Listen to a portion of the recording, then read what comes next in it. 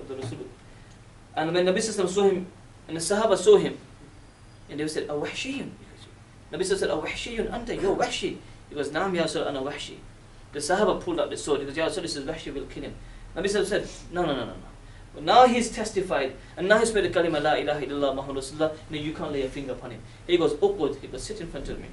He sat in front of Nabi Sallallahu. He said, "Okay, Wahshi, just tell me one thing. Tell me how you killed my uncle." I think it's around 7 to 8 years had passed now. And he goes, "Tell me how you killed my uncle." Hazrat Wahshi says, "I didn't want to tell Nabi Sallallahu how I killed his uncle, but because it was his order, I sat down and I started telling Nabi Sallallahu, this is the way I did it, this is the way I did it." And the eyes of Nabi Sallallahu were filled with tears. The Sahaba's eyes were filled with tears. Then Nabi Sallallahu said to Wahshi, he goes, "Oh Wahshi, do me one favor.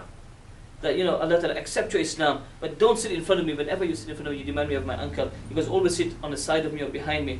But this is the person that Nabi Sallallahu Alaihi Wasallam didn't want to see his face, but Allah Ta'ala, forgive him for even killing the uncle of Rasulullah Sallallahu Alaihi Wasallam. And I am sure that we, all of us sitting here, haven't done a sin as major as that.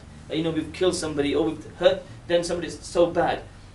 And so, brothers and sisters, what I was trying to say, never ever lose hope in the rahmat of Allah subhanahu wa ta'ala. Never lose hope in the mercy of Allah ta'ala. No matter how we spent our life, before, present, but the future is bright, inshallah, and we can always make dua to Allah subhanahu wa ta'ala. So, my second point is never lose hope in Allah subhanahu wa ta'ala. My point was that, I started off from is that, try to learn the Holy Quran, and read it every single day. And what I will say to you, at least try to read Surah Yasin every single day. If you can't read Surah Yasin, if it's difficult, then at least, this is my humble request to all of you, at least take out 5 minutes, minimum 5 minutes, yeah. What is 5 minutes? People spend, like I said earlier, people spend reading books, right? People reading magazines, people on the internet for absolutely hours. But make it in your heart that inshallah, no matter whatever happens, either in the morning, either in the afternoon, or either in the evening, whenever I get time. And the other thing is, we don't get time. You have to take time out. If you say, when I get time, I'll do it. It doesn't work like that. You have to take time out. You have to be strong-willed, and you say, no, I will take out 5 to 10 minutes every single day. Bit by bit, read the Quran every single day. Bit by bit, read the Quran every single day. Respect your sisters and brothers. When you leave university, inshallah, you leave with a degree for dunya as well, and you also leave with a degree of the akhirat as well and the hereafter as well, inshallah. And that's what you want to do at the end of the day. Okay, you're students of university today, but at the end of it, you're students for the hereafter as well, inshallah. And make a firm intention. And the thing is that all of you sitting here are all capable of doing it. It's not that I can't do it. And some people say, a lot of youngsters do say this. I speak to many sisters in Leicester, and I speak to brothers as well. And when I say example, I'm not telling anybody to do this. This is a general talk. When I say to sisters in Leicester, maybe you should read Quran, or you should wear a scarf, or I tell the brothers to keep a beard, or stop praying the namaz, they say, "Most of you we're not ready for it yet." So they said, "What do you mean you're not ready for it? It must say, we're too young yet, man. Let us sort of chill and enjoy our life." I said, what do you mean by chilling and enjoying? He said, "You know what I mean, Monsa, we like to go out and have fun and do all the things, Brothers and sisters, you know what? And they say, Monsa, we only live once. That's the whole idea. We only do live once. And if you fail in this, if you fail now, there's this one youngster in Pakistan. The Tabligh Jamaat, they go around knocking on people's doors. So they went to this youngster's house and they said to him, brother, we're going to come to the masjid, pray namaz, prepare yourself for the hereafter.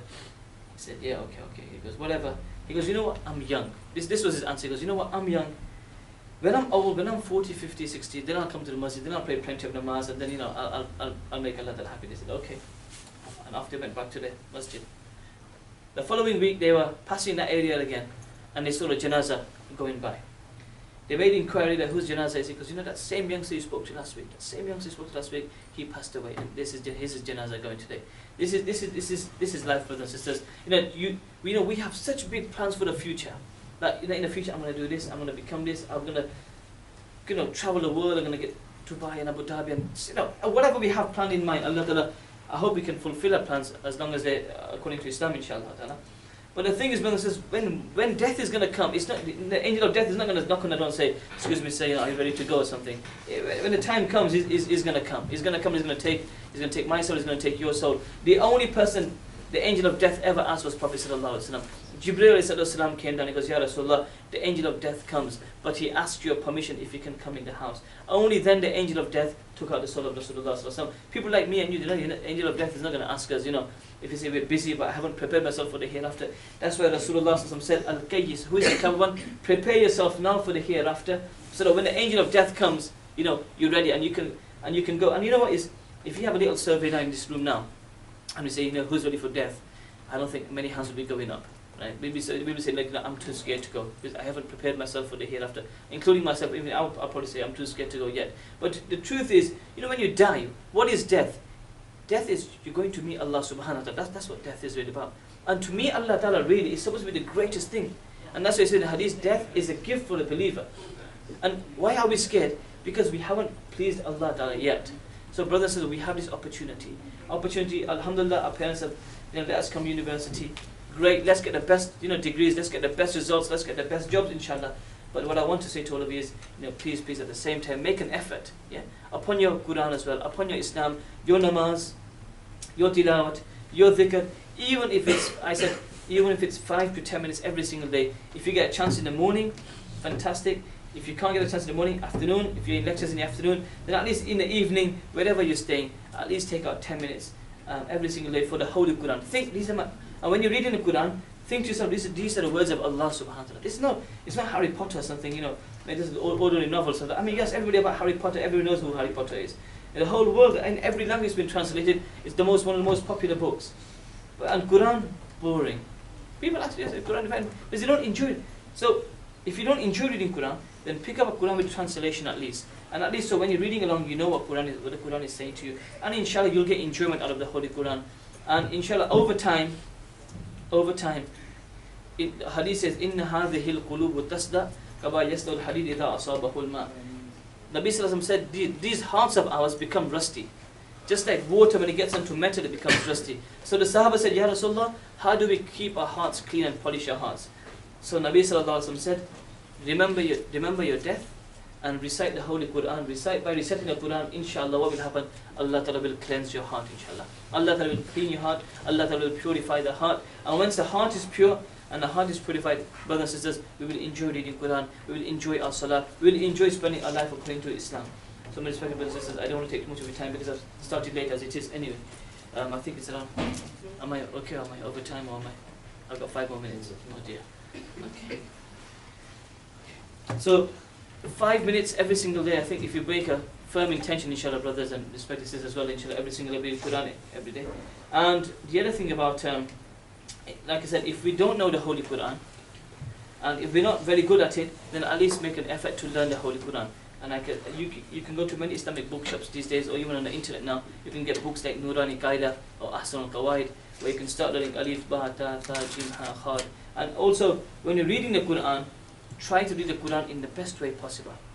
Best way possible, with tajweed, the correct recitation, reading it properly, because the Quran is such a kitab that if you, just like in any language, if you don't read it correctly, then the meanings change very easily as well. Example, if you're reading the surah of the Holy Quran, Qul huwa Allahu ahad, which means, O Prophet of Allah, say that Allah Ta'ala is one.